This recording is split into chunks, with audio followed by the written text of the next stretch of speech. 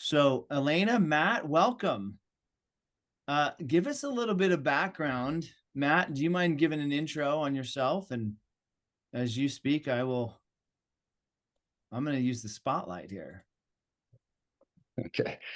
Yeah, thanks, Ryan. Happy to have everyone on today. My name is Matt Long. I am the EVP of Strategic Alliances here at Ordr. My background has 15 years in the payment space with various different providers, from gateway-only providers with NMI to some of the largest processors with Global and FIS, WorldPay. Spent quite a bit of time at Shift4 and excited to be with Ordr.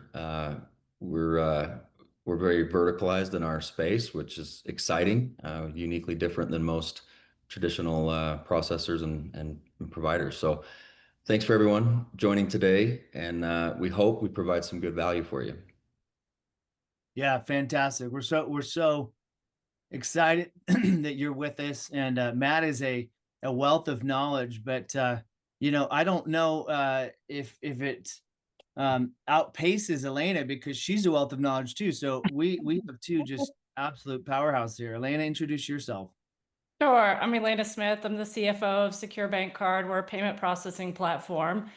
We actually work together with Ordr to help some of their technology, the payments behind the technology that they're providing, which I think is very cool. I'm all about verticalized payments, specific solutions that address the specific pain points of given verticals, and they're doing exactly that in a very cool way. I'm also on their advisory council, which is very fun to be a part of to help shape the direction of how this company is moving along.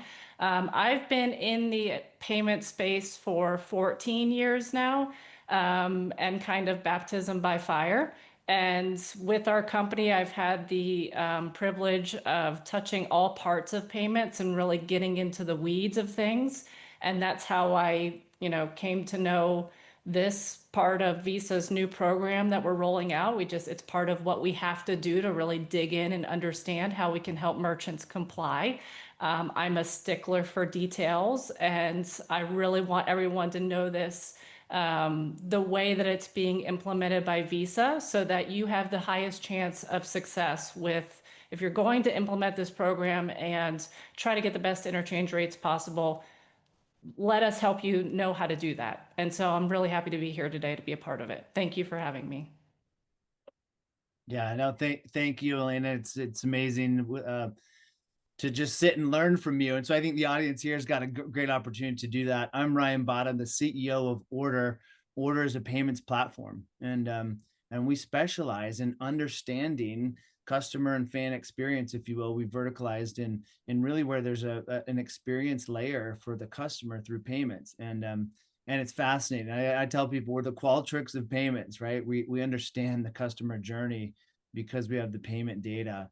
And so that's me and my background. I've been in tech for a long time, some fintech, but also with Sodexo, right? So we've had some we've at Sodexo we had 23 billion in revenue.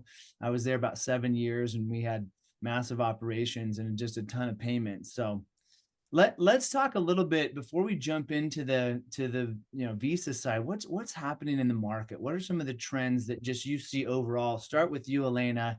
What are you seeing happen in the payments market?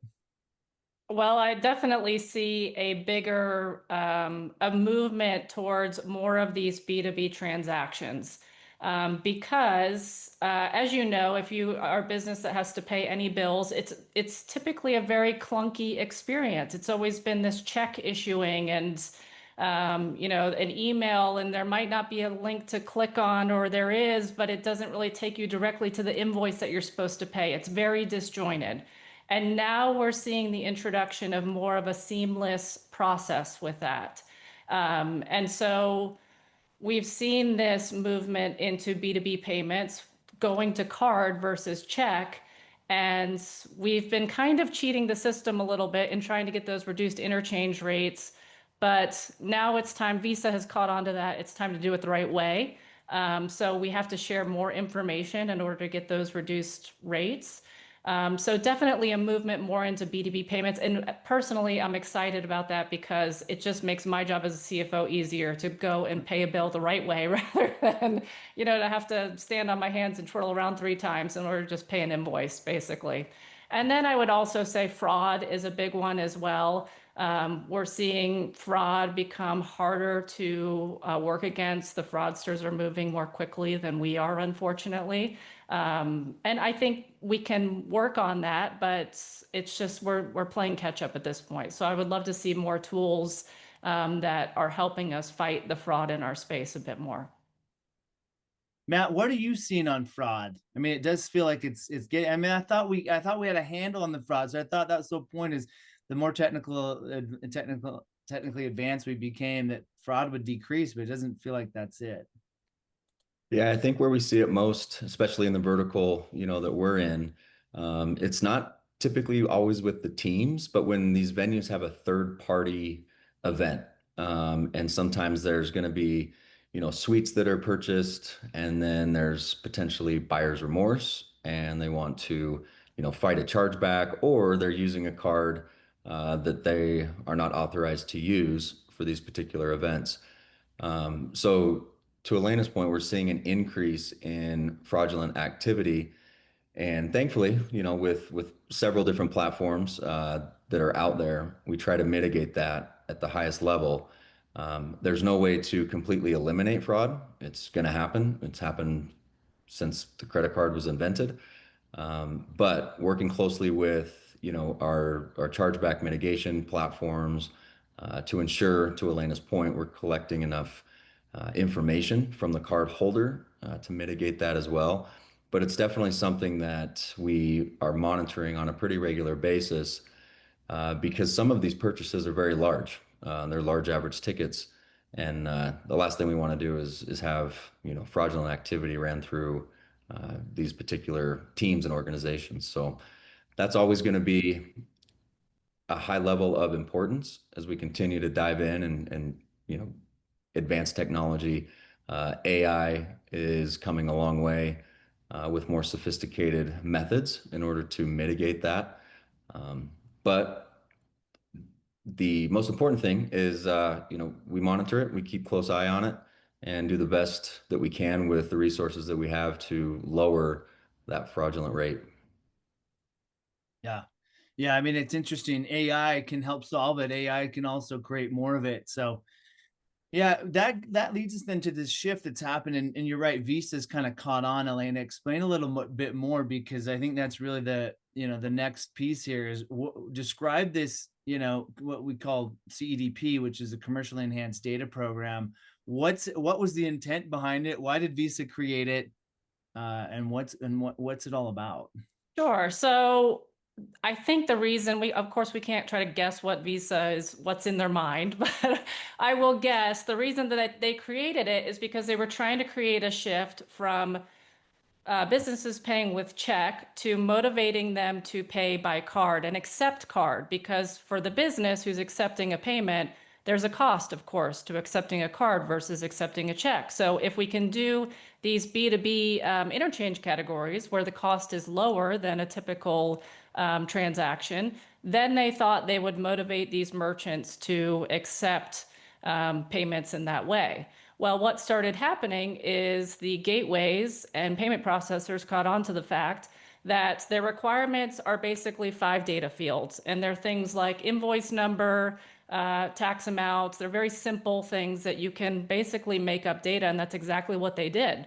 So they would make up data for these fields, and they would feed them through. If there wasn't data in those fields, those gateways and processors were populating those fields so that these merchants would qualify for lower rates. And that's been going on for a number of years. And I think Visa finally, caught on to this. What can we do about this? And of course, the issuers who are not making as much interchange on the other side and said, hey, we've got to enact some changes here because this isn't really the way we intended for this to be. We're not getting the desired outcome. And so now we have this overhaul of what was the level 2 and level 3 program. And now it is this commercial enhanced data program. That's kind of a mouthful, product 3. So they're doing this phased approach in order to kind of transition to the way that it was to the way that it is now. And in this past April, they introduced a 5 basis point assessment that is incurred on all level 2 and level 3 transactions. So that's immediate. If you notice a change in your cost on B2B transactions, it's because of that assessment. It's already in place. And then we're going to talk about some of the changes that are coming in October. And then there's more changes coming in April as well. So I think we can walk through, the things that are coming and what we can do to prepare for each of these phases. Oh, certainly. Let me ask this. Here's an interesting question. If I'm a listener, I'm saying, all right, well, what happens? So what happens if I don't implement these changes or I don't adjust to these changes? Like what can I see in my rates? Elaina, Matt, do you want to take that one? Yeah, the cost associated with it is an increase in interchange fees and rates. And so if the information that's needed isn't gathered, then that card will then result to a downgrade, and it'll hit on an interchange table at a higher rate than what it normally would had the correct information have been collected at the point of purchase. So the cost associated with that, it'll vary business to business depending on the frequency of those card types that you're accepting, but it can be drastic, and it can be drastic really quickly. So it's important that we have, the correct information across all the different touch points. And I think we'll get to that, in here in just a minute on how to prepare for that. What does it actually mean? As Elaina mentioned, there's a lot of touch points across a single transaction. So it's not just the processor that needs to be ready, but the actual merchant, and they're going to hold you accountable for it. And it kind of reminds me of, back when 2012, they made the announcement of, EMV, and they started migrating everybody to chip and pin. And then they waited a couple years to figure that out. And then 2015 hit. And then, so it'll be a process, but there are steps to prepare you for it to avoid any additional cost associated with it. Is this, I mean, here's another question that I get quite often, which is like, is this happening with the other card issuers as well, or is it just Visa? Usually what happens is Visa is always first to market to implement these changes. They're always kind of running the front and throwing something out there, seeing how it works. I feel like MasterCard kind of stands on the sidelines to see how things play out and then decides whether they're going to implement or not. And usually they do. So I'm guessing MasterCard will follow with something similar. Yeah, And then cover eventually. They'll jump on the bandwagon as well. But it's a great point. Elaina, Visa's the gorilla that really starts to begin implementation and changes, and the others will follow suit. Yes, I mean, it sounds like this is a shift that's going to change basically the way we as businesses accept cards. It's either going to cost us, well, it's going to cost us until we catch up, and then it's going to take place with all the other card issuers, card companies as well, not just Visa. So something we all need to be ready for. I know here at Ordr, I'm constantly thinking, it's like, okay, are people ready? I mean, maybe I'll ask that question before we move on, Elaina. Are people ready for this? I think there's a lack of awareness right now. So what's happening that everyone might not see right now is that acquirers are getting reports with details of their merchants that are sending in level 2 and level 3 transactions. And they're getting the reasons why those transactions will not qualify for what will be product 3 once we're to that point. They're getting reasons why the transactions you're currently sending have insufficient information.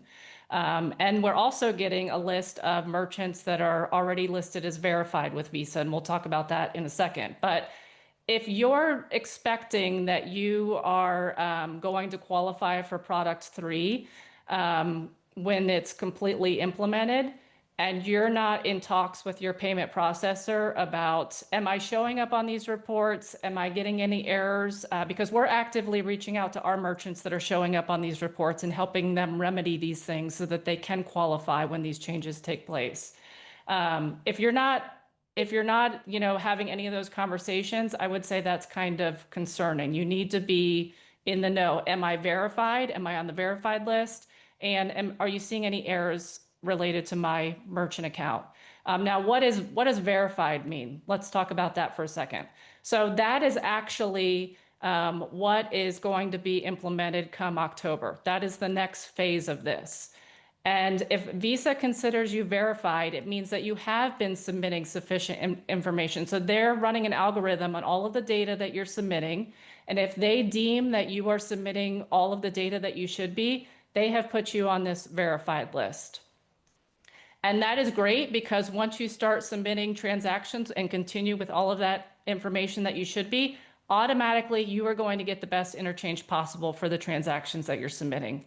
If you're not verified, then even if you're submitting all of the correct information, you go into this lagged interchange qualification process. So initially you're going to get a lower interchange rate, but if they later see that you have all the data that you need, they're going to go back and true it up 10 to 15 days later, and you'll get a reclassification essentially on that interchange, and they'll go back and refund that interchange.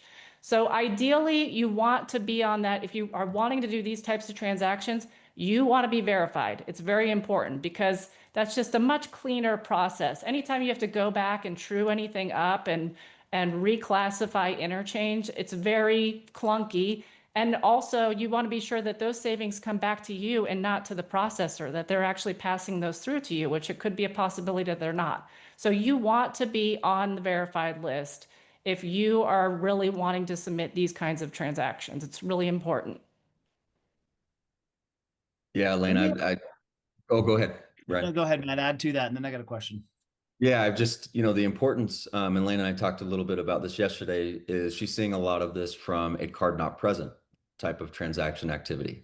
And so we want to verify that the card not present transactions are also equivalent to card present. And there's several different ways to do that, and we'll get into that in a little bit. But keep in mind, and to Ryan's point a little bit earlier, is are merchants now going to try to change the consumer's behavior and push them to use a card that's now verified, knowing that they have better rates? So there's an education factor in this as well as a merchant. There's responsibility on the acquirer, on the processing side to ensure you're getting the right data, but then also on the merchant side to be aware so you're not caught with any surprises. But taking into consideration all forms of payment needs to be equivalent. Well, but let's talk about that now, because I feel like if I'm a listener here, I want to understand, what are we talking about? Card present or card not present? Let me just generically say card not present. Usually it feels more like it's the business transaction, right? I'm a law firm and I'm like, I call a client, how do you want to pay? And they say, actually, do you take card? Sure. Right. And we dial that up. It's a card not present scenario. Here's a secure link. Go in here and fill it out. Or here, I'm sending you something, right? Card not present, meaning I've built a merchant portal online. I'm selling something online and I'm accepting that card. It feels more B2B like, and card present obviously feels very consumer like, which is, I'm at a till and I'm swiping to check out. Does this really apply to both, Elaina, or is it just really card not present? It can, because some of these, merchants that are in a card present environment could be connected to an ERP type solution. And so every transaction, they're trying to send data along with that transaction and filling out the picture of it. So I think it applies more to card not present in my world, at least, and to what I've seen. But I think it can apply to both depending on the situation, because you have B2B transactions that are happening in a card present environment as well. But I see it more in card not present. Yeah. Yeah, good. Okay, so we've actually started into the tip section. So we talked about the challenge, with CEDP and how you got to be ready, and we got to be ready, right? So if you're a listener out there, or you've either here live or you're watching this after, right? Be ready. I think that's tip number one, is confirm that verified status early on in this process, because if you get there, that means Visa's kind of put you on the list, right? It's kind of like pre-check at the airport. If you've got it, you go through a lot easier, right? I mean, is that a good analogy? I like that. That's perfect. Go get your pre-check, right? And forget Clear, by the way. Every time I go through Clear, it's 10 times longer than pre-check now. It's like everyone who was in pre-check went and got Clear, and I just go pre-check now. It's way easier.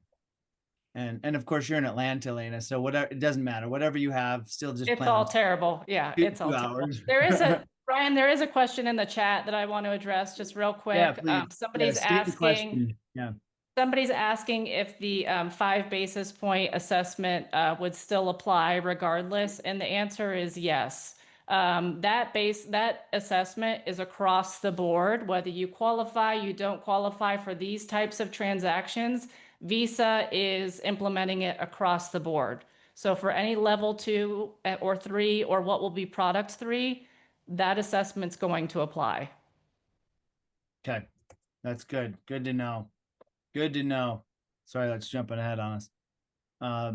Thank you. If there are any other questions about CDP in general and what this is about, or just how to think about card present, not present, business transactions, pop them in the chat. We're happy to take anything. So anything else we want to add on tip number 1? Matt, anything from you, or should we move to tip number 2? Yeah, I think we can move to tip 2 unless Elaina has something to add. No. Okay, tip 2, here we go. Audit data accuracy. Matt, start us out here. What do we mean by that? Why would that matter for someone? So as Elaina mentioned earlier, there's a lot of touch points across one single transaction. You have an ISV that you might be using to run your business, or a point of sale, or an ERP. And if the data isn't being collected at the time of purchase through whatever software platform you're using, that data is not going to get pushed directly to the gateway in the proper form. Then if the gateway doesn't get it, it's not pushing the correct data to the processor. So there are several different touch points in order for this to be considered verified. So for those merchants that are working with, an ISV or a point of sale, I would reach out directly to them and ask, are we collecting enough data in order for us to be, verified on the new program? And if not, there's changes that can be made. It's not a hard thing in order for them to implement a new category or a new line item in order for them to collect the right data. But the ISV and the point of sale or the ERP, they also need to be aware of what that is. And so the communication with them and the processor and their gateway relationships are also very imperative, because it all has to line up. If there's one piece of missing data, it can throw the entire transaction off. And at that point, you can suffer the downgrades or different interchange table rates. Elaina, feel free to add more onto that. I would also say that just because it's in the gateway doesn't mean that the information is being sent. Sometimes these gateways are playing catch up with all of these new rules that are coming out. So again, I say go back to your payment processor and ask if you're expecting to qualify for this program. Ask, am I showing up on those lists? Are you are you doing anything with those lists? Are you getting those lists? Are you sharing this information with your merchants? And then they can tell you, if they see you on the list, they can tell you exactly what data fields are missing and what the issues are with those transactions. But don't just assume, oh, it's ABC Gateway and they're always on top of it and they're wonderful. I can't tell you how many times we find gateways that are not sending all the information that they get, and then it's causing downgrades on the other side because they're not sharing that in the transaction that they're transmitting. So just dig in as much as you can, and hopefully you've got some great resources around your payments provider that you can ask these kinds of questions and make sure that everything is there that needs to be there. But that's an interesting assumption right there, is you have a lot of great resources from your payment provider.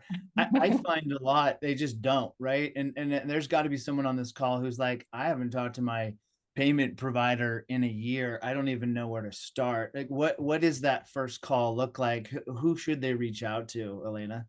It depends on the kind of relationship that they have. If you're dealing with one of the giant processors, good luck. Trying to get those people on the phone, from our experience, is very difficult. Hopefully, you've got someone that is well connected enough that they can help you with these kinds of things. If you're dealing with one of the giant processors and you call their customer service number and you ask, hey, what about this CEDP report? Am I showing up on it? I mean, that's comical, really. They're not going to know what to say to you or what to tell you.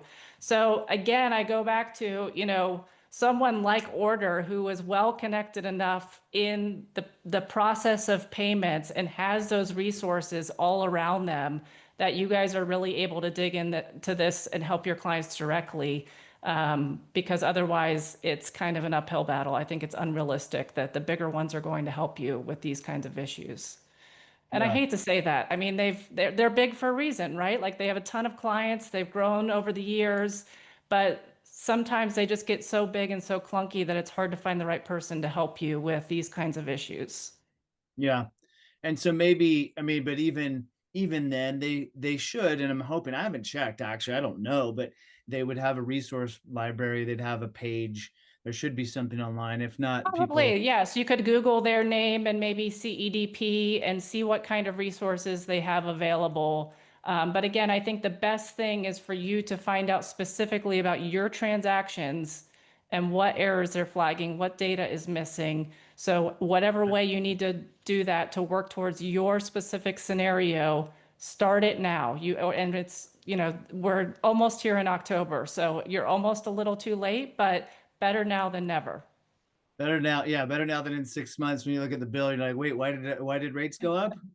Oh, okay. So we got to, this is part of the why this webinar is happening, so we can post this on our website and let people find it, turn it into a YouTube video or an X short or whatever. I don't know, whatever, a TikTok, who knows?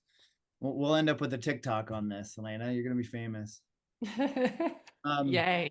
All right, so here's some of the data accuracy. And I think this is really the list that needs to be, compare these two lists, Matt, right? On the left, it gets rejected. On the right, it gets accepted. So there's going to be a couple of key indicators that is going to get you approved for these types of transactions. The transaction ID now is going to be required. And Elaina, mentioned this earlier, where there's businesses or merchants that would just make up an invoice number and they just put invoice number 2, right? And it really wasn't truly tied to a specific invoice for that particular transaction. But the more data that's going to be collected by that card holder is what is going to ensure that it's going to get approved. And they'll put in a couple of unique identifiers to ensure that. And if those are not entered, then that one key indicator could reject the payment for that particular transaction rate. Yeah, they're doing things like at the line item detail, even like, does the quantity times the amount equal the total amount? That's part of the algorithm that they're doing. So it's just it's a much more detailed level of support that is going behind each transaction that they're looking for than was in the past. And that's the kind of thing that you would have at a business level transaction, right? There's an invoice with items on it and a tax rate. And the tax rate the math has to match what the tax that was actually billed. So those are the kinds of things that they're looking for. Got it. Okay. Let's move over to tip number 3. Whoops, there we go. All right, tip number 3, align the systems for real-time prevention. Matt, talk about this. Yeah, I think in order to avoid what Ryan mentioned earlier is you wait for, your statement to come out, 30 days after, processing, and all of a sudden your rates have gone up and you can't quite put, the pieces of the puzzle together. So it's important that you have as close to real-time data as you possibly can in order for you to monitor it on a frequent basis. As you continue to monitor it, you then are now going to understand the sequences and also the required data. And then at that point, this will just become second nature. And you know that your systems are in place, but it's always better to be proactive in an approach like this to eliminate significant costs associated with it. And in some cases, that can be a partner like Ordr. That could be, a partner with a great resource that you might have within your payment ecosystem. But we're encouraging, merchants and we're also encouraging the processors, and the gateways to be more proactive about this, because the last thing that a processor wants is their phone ringing because their rates have gone up and they aren't able to explain it. And then they'll point you in the direction of your ISV or point of sale.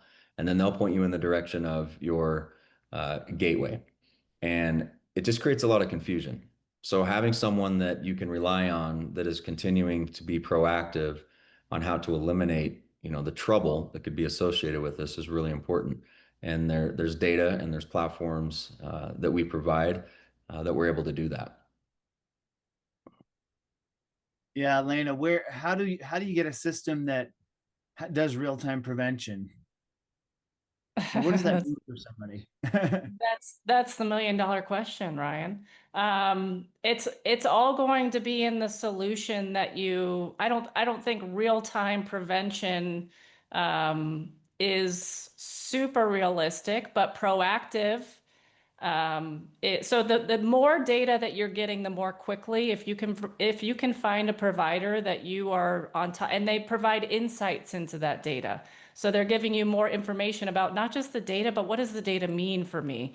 The more proactive you can be. So I think that's the key, is having access to the data that you need, and then the insights into that data so that you can turn that into action and do something with it. Yeah. I think that's, think about, that's exactly the approach, and people, it's interesting. Switching processors is not nearly as hard as I think the world makes it sound, or the market makes it sound.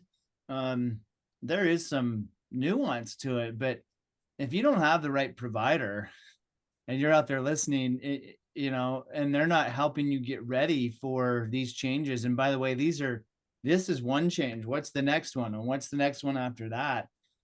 There are providers that can do this, that and can provide these services, pretty easily, right? Pretty easily. True.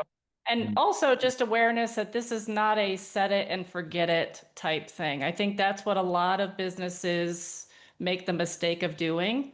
They get set up, it's all plugged in and everything's working seamlessly, and so they just kind of check out from it, and they're not closely monitoring it, staying in touch with that person that originally helped them set it up. So I would just say stay engaged with what's happening. Make sure you're looking at those statements and checking in with what's actually going on with your account. See if you've got the availability of those insights we talked about, so that you can easily see what's happening overall and you have an idea of the direction things are going in. It's just, don't make that mistake of just letting it be because it's working fine. I think you need to stay on top of it. All right. So to recap on our tips, we had confirm verified status early, audit the data accuracy, meaning let's look at those statements, make sure that it's accurate, and then really get a line on a system for error prevention going forward. So whether that's your current provider or that's you internally setting up some systems and measures internally to say, hey, this is how we want to monitor it, or switching to provider, right? That can do that, really kind of helps real-time error prevention going forward. Because you're so right, Elaina. I can't tell you how many people I talk to where they're like, oh, it's running great. And then you'll check in 2 months later and they say, hey, why did the bill go up? And they don't know why. And it's because things have changed and they were caught off guard, right? Right. Yeah, and the other thing to consider with the change that's happening in October, and then Elaina mentioned another, change coming in April. So for those that are unaware, Visa has the ability to make changes in October and April, twice a year. And sometimes that comes with new programs like what we're seeing now, but that also comes with interchange rate increases. So being aware of what happens, twice a year from the card brands is also going to give you, more knowledge on why things are changing and system updates and, new programs that are rolling out. But October and April, much like tax season, Visa operates much like taxes, which everyone hates. So Yes. they're And the April will be a tax because they're actually getting rid of level 2 completely, except for fleet and some other little programs. But level 2, as we know it right now, will not be in place come next April. So if you do a lot of level 2 right now and you see a complete, change in your rates come April, it's because of that change. There is no more level 2 at that point. And it'll all be what they call product 3. Product 3. Okay, so this is key for anybody listening. Level 2 goes away in April. That's the new tax. And if you're not ready and you don't have those fields being accounted for in your processing, and you're making sure that the gateway is passing it through and the processor's passing it through, Visa is going to assess you level 1. I mean, it's really, there's either product 3 or whatever, product 1, and 1 is where people default. Look, I don't know if Visa's trying to do that, but it's going to happen. And people are all of a sudden going to be at level 1, is what I'm hearing you say, Elaina, and their bill's going to be higher. Yes, correct. So it's going to have a financial impact on their margins, on their bottom line. So it's something that you just want to be aware of. If you can get, qualified for product 3, if you can send all of that information and make sure it's all in place and make sure you're on the verified list, that's what we need to be working toward right now. Yeah, And good. keep in mind, this is not going to affect every single card type. So there is a list that this will affect more greatly than your traditional, debit cards and things. And so if you're interested in learning more about that, we can definitely help provide you a little bit more resources. But that's also important. This isn't not across every single card type that Visa issues. Yeah, good. Okay. Okay, good. Well, any questions from the audience, put it in the chat. If not, I've asked almost everything I can that I'd want to know if I were a merchant and I was running I was accepting payments in my business. But if no chats come in, let's give it 20 seconds here. Then what I'll do is say any last words, parting advice from Matt and then Elaina, and then we'll wrap up. Yeah, We do got a question, right? We got one. We got a live one. Has anyone heard if Visa's authorized.net product will be ready on time? Do we know if they're authorized.net? So authorized.net is owned by Visa. It's Visa's owned gateway. And I would hope that they're ready on time because it's owned by Visa. They should be the shining example, right? But I honestly don't know. I haven't seen any of their bulletins or anything that have come out from authorized.net. So I would assume and hope, or I should say I hope. I won't assume, but I would hope that they're ready on time. But I can't tell you for sure. I'm sorry. I don't know that. Yeah. And keep in mind, there's another aspect to authorized.net for more of an enterprise platform called CyberSource. And so they run parallel with one another. They service different merchants at different processing levels, but Visa did acquire them not too long ago. To Elena's point, you hope that they make that gateway the poster child of being prepared, but that's something that we can look into as well. We've got relationships with authorized.net and CyberSource, so that's a good takeaway for us. Yeah. All right, Matt. One sentence, not one sentence, but a few sentences, parting words to summarize for the audience. Yeah, I'm thankful for everyone to join. I think the importance of this is just to give you awareness of what's happening. And if you're not, then it just means you don't have everything in order. Oh, everything in order. Because order can help here. Of course, if you've got questions, we're happy to do any follow-up. Slight little plug here, happy to follow up, happy to do a free consultation, just have an open chat. Elaina can join us and happy to help. Yeah. Thanks, Matt. Elaina, parting words. To reiterate what I've said before, I would say just don't assume that everything is good. No news is not good news with this. Ask questions and see if there is preparedness happening and if there is awareness around your transaction specifically, and if you are on the verified list. If you think that you're on the verified list, confirm. Fantastic. Good. Well, thank you all for attending.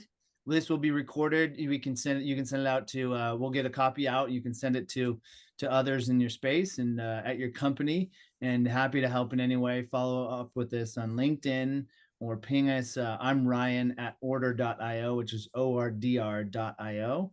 We're happy to set up any calls. But Elaina, Matt, couldn't thank you enough for your time. Very gracious. I know you're very busy, Elaina.